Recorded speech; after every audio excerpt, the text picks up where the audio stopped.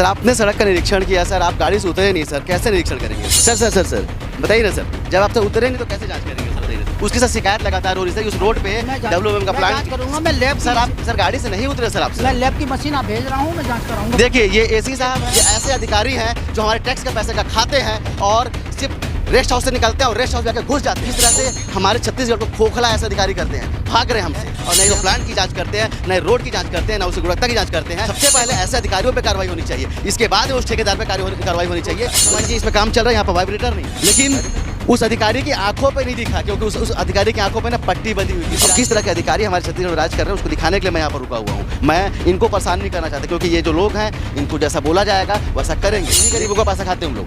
याद रखिए, जितने बड़े अधिकारी हैं ना, ये जो मजदूरी काम कर रहे हैं, ये जो भाई लोग हैं ना, इनके टैक्स का पैसा खाते हैं।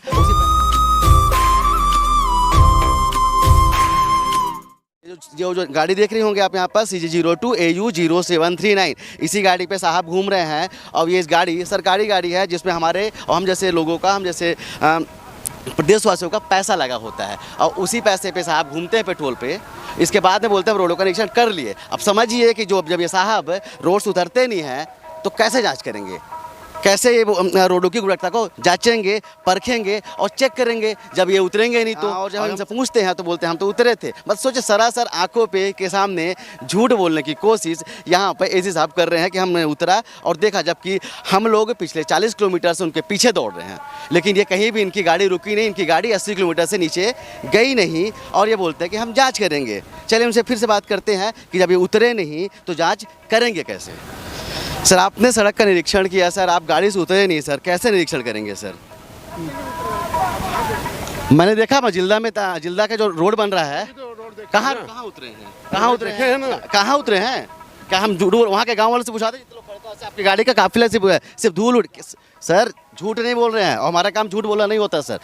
सर बताइए ना सर, जब आपसे उतरे नहीं तो कैसे जांच करेंगे सर? बताइए ना। उसके साथ शिकायत लगातार हो रही है, उस रोड पे WM का प्लान करूंगा मैं लैब। सर आप सर गाड़ी से नहीं उतरे सर, आप मैं लैब की मशीन आप भेज रहा हूँ, मैं जांच कराऊंगा। देखिए ये एसी साहब हैं, आज संडे को काम कर रहे हैं, इसके लिए धन्यवाद है, लेकिन सोच काम कैसा कर रहे हैं कि गाड़ी से बिना उतरे हुए और पूरी रोड का ये निरीक्षण कर लेते हैं, और इसके बाद बोलते हैं कि हम लैब में भेजेंगे। लैब में क्या भेजेंगे? जब लैब में जब उतरेंगे, निरीक्षण नहीं करेंगे तो लैब में क्या चीज़ भेजेंगे और लैब में कैसे भेजेंगे जब ये एसी साहब अगर गाड़ी से उतरेंगे नहीं? समझिए प्रदेशवासियों, समझिए छत्तीसगढ़ के लोगों, समझिए ये ऐसे अधिकारी हैं जो हमारे टैक्स के पैसे का खाते हैं और सिर्फ रेस्ट हाउस से निकलते हैं और रेस्ट हाउस जाके घुस जाते हैं, और उस बीच में इनके पीछे जो काफिला चलता है, लाखों रुपए का पैसा ये बर्बाद करते हैं हमारे टैक्स के पैसे का, और कहीं ना कहीं ऐसे भ्रष्टाचारियों को साथ देते हैं जो खराब सड़क बनाते हैं, जो खराब निर्माण करते हैं। और जब पूछा जाता है तो बोलते हैं हम लैब में भेजेंगे। अरे क्या लैब में भेजोगे आप? जब आप गाड़ी से उतरोगे नहीं तो लैब में कैसे भेज देंगे? अब समझिए किस तरह से हमारे छत्तीसगढ़ को खोखला ऐसे अधिकारी करते हैं, भाग रहे हैं हमसे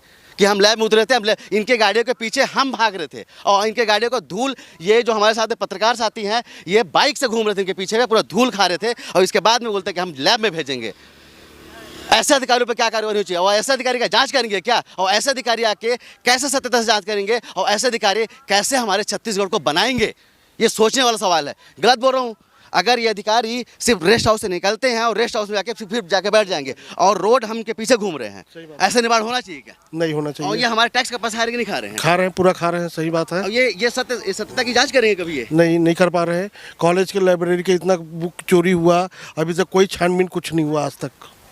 समझिए, अब ये हमको समझना पड़ेगा, हमारे प्रदेश के लोगों को समझना पड़ेगा। अभी मैं चिरमिरी में हूँ और मैं खड़गवां से इनके पीछे दौड़ रहा हूँ। खड़गवां से दुग्गी सिंगल जिल्दा पचरापुर, इसका फिर पूरा एक राउंड घूम के मैं यहाँ पर पहुँचा हूँ, तब इनकी गाड़ी यहाँ पर रुकी है। इस बीच इनकी गाड़ी कहीं पर रुकी नहीं है, और न तो प्लांट की जाँच करते हैं, न रोड की जाँच करते हैं, न उसकी गुणवत्ता की जाँच करते हैं। सिर्फ और सिर्फ हमारे पैसे का, हमारे टैक्स का पैसा कैसे जो हमारे ग्रामीण है ना, जो हमारे जो लोग हैं उनके टैक्स का पैसा खाते हैं ऐसे अधिकारी, और जांच की बात करते हैं। अब समझिए, और मैं कम से कम मेरा हमारे छत्तीसगढ़ को अगर बचाना है ना तो ऐसे अधिकारियों पर कार्रवाई होनी चाहिए। सबसे पहले ऐसे अधिकारियों पे कार्रवाई होनी चाहिए, इसके बाद उस ठेकेदार पे कार्रवाई होनी चाहिए जो ऐसे निर्माण करता है, क्योंकि ऐसे जो अधिकारी हैं वो इनको सह पे रखते हैं, उनके साथ मिलकर भ्रष्टाचार करते हैं, और इस कारण से वो उसकी जाँच नहीं करते हैं। तो चलिए छत्तीसगढ़ के लोगों से बोलना चाहता हूं कि अगर ऐसे अधिकारी आते हैं, कम से कम अगर आपको मेरी बातें सही लगती है ना तो इसको शेयर कीजिए, इसको बताइए, क्योंकि जो मेरी खबर है कम से कम मुख्यमंत्री तक जानी चाहिए। उनको पता होना चाहिए कि ऐसे अधिकारी जो बैठे हुए हैं किस तरह से छत्तीसगढ़ को लूट रहे हैं। देखिए यहाँ पर रोड का काम चल रहा है। चलिए मैं एक चीज़ दिखाना चाहता हूँ। यहाँ पर ये क्या नाम है आप लोगों का? महेश यादव। महेश राम है। क्या काम कर रहे हैं? चला रहे हैं मशीन। बालू कहाँ से लाए? ये कौन सा बालू है? ये इसी को डालते हैं? ये कैसा बालू है? अब देखिए इस बालू में जिसमें मिट्टी है, जिसमें कंकड़ है, अब देखिए कितनी मिट्टी इसमें है, और इसमें से काम चल रहा है इस रोड का। अब समझिए इसमें काम चल रहा है। यहाँ पर वाइब्रेटर नहीं है। वाइब्रेटर है? वाइब्रेटर तो अभी नहीं आया। नहीं है।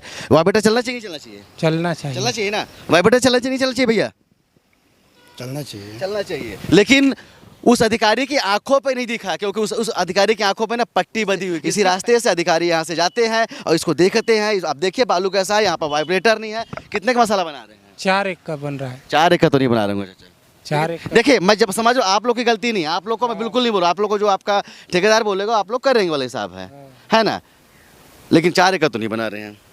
देखिए चलिए आप बोलेंगे तो आपको बाहर निकाल दिया जाएगा।